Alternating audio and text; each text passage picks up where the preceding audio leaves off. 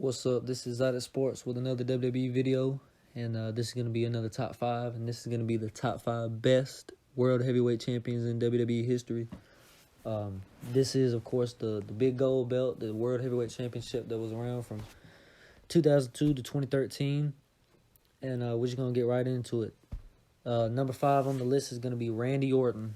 Of course, Randy Orton is more known to be a WWE champion. But honestly, he's probably, if you look at people who won both titles, WWE and World Heavyweight, he probably has the best balance. Like, he was a great world champion and a great WWE champion, And a lot of times, there's not people that were great at both. You got guys like Cena. He wasn't really the best World Heavyweight champion. Batista wasn't the best WWE champion. Edge wasn't really the best WWE champion compared to how good he was as a world champion. But Randy Orton, he had a balance, and he won his first World Heavyweight Championship in 2004 when he defeated Chris Benoit. And then right after that, Evolution turned on him. And he feuded with Triple H and lost it a month later to Triple H. He then went on. He won it 3 more times. Technically 2, but he beat Christian for it twice in 2011. And that was the feud he had with Christian. One of the most underrated feuds in SmackDown history, in my opinion. That was just a great feud with Randy Orton with the anger management. Christian getting the title back off of Orton, and then Orton winning it back at SummerSlam. And then after that, I thought he had a really good feud with Mark Henry during the Hall of Pain deal. And he lost to Mark Henry at Night of Champions in Hell in a Cell. And technically, he won the championship again when he beat John Cena at TLC 2013 to unify the titles. But I don't really count it because, it was a unification match. Nonetheless, though, he is number 5 on the list. Number 4 is going to be The Undertaker. He is a 3-time World Heavyweight Champion. He won his first World Heavyweight Championship at WrestleMania 23 in 2007. Before that, he was mostly around the WWE Championship, but at that point, for the past 2 years, the world title had been on SmackDown, and he had challenged for it a couple times, but he didn't really challenge for it too much. But he challenged Batista at WrestleMania, and he ended up winning it, and he dropped it to Edge when he cashed in his Money in the Bank about a month later. He won it a year after that at WrestleMania 24 from Edge. And he didn't have it for too long. It was vacated due to Vicky Guerrero saying that the Hell's Gate submission hold was banned, and Edge ended up winning it back. And the world title itself was honestly vacated for 2 months at that time. Those 2 reigns were good for the length that they were, but the third reign was where it really got good for The Undertaker. His third reign, he won in 2009 when he beat CM Punk at Hell in a Cell 2009. And he held that thing all the way up to the Elimination Chamber pay-per-view in 2010. He feuded with CM Punk. Then he had a fatal 4-way against Punk, Batista, and Mysterio at Bragging Rights. That then led to a feud with Chris Jericho and Big Show. Then he went to feud with Batista and then Rey Mysterio. And that happened pay-per-view after pay-per-view, just nothing but great matches. And then at the Elimination Chamber pay-per-view, Shawn Michaels came out of the Elimination Chamber floor, super kicked Undertaker, and cost him his world title. And the winner was Chris Jericho. And that led into Undertaker-Shawn Michaels in the Street versus Career match. But overall, Undertaker was a great World Heavyweight Champion, and he's going to be number 4 on this list. Now, the top 3, I knew who they were going to be, but it was hard to put them in order. But number 3, I'm going to go with Edge. Edge, I'm not sure off the top of my head how many times he won the world title, but it'll probably come to me later. I know he won it for the first time when he cashed in on The Undertaker in 2007.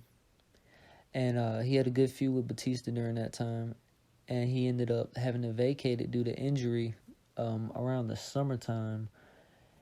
And unfortunately, the Great Khali was the next champion after that. But he returned at Survivor Series later that year. And the next month at Armageddon, he beat Batista and Undertaker in a triple threat to win back the title. and he held it all the way to WrestleMania until he lost it back to the Undertaker.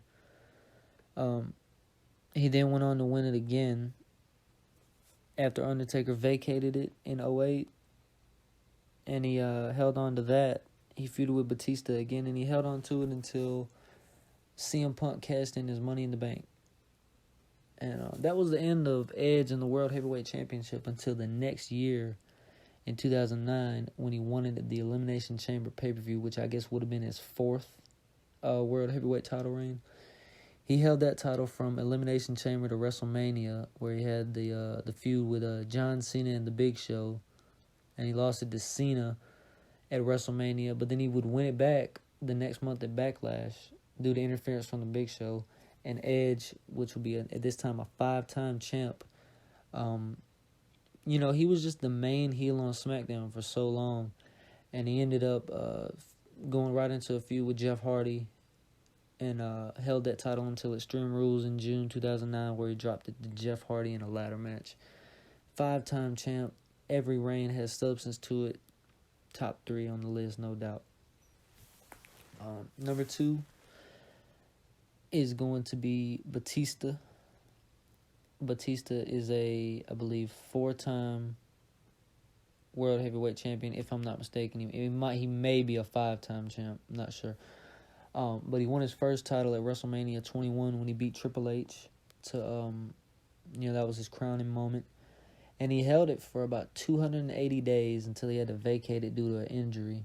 And he won it back about 11 months later at Survivor Series, later that same year when he beat King Booker for it. And he held on to it until WrestleMania. He had feuds with guys such as Mr. Kennedy and also King Booker at the time. Those were his feuds over the world title until the Undertaker WrestleMania feud really took off. And then, of course, he dropped it to the Undertaker.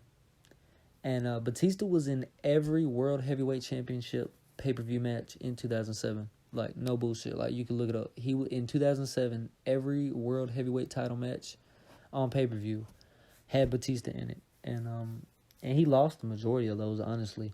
But he did end up winning the title again for a third time at Unforgiven 2007. Held it for about 3 months till he dropped it to Edge at Armageddon. And, so that was his third reign. And he never really won the world title again, and had, a good reign with it, because about a year after that, he won it at Cyber Sunday. He beat Chris Jericho. But he lost it 8 days later on Raw in a steel cage back to Jericho. And that was the last time he held the title. So, take out that last title reign, every title reign he had, was just great. Batista, when you think of the World Heavyweight title, you kind of just think of Batista, And like I said, great feuds with, Undertaker, Edge, and then later on Chris Jericho.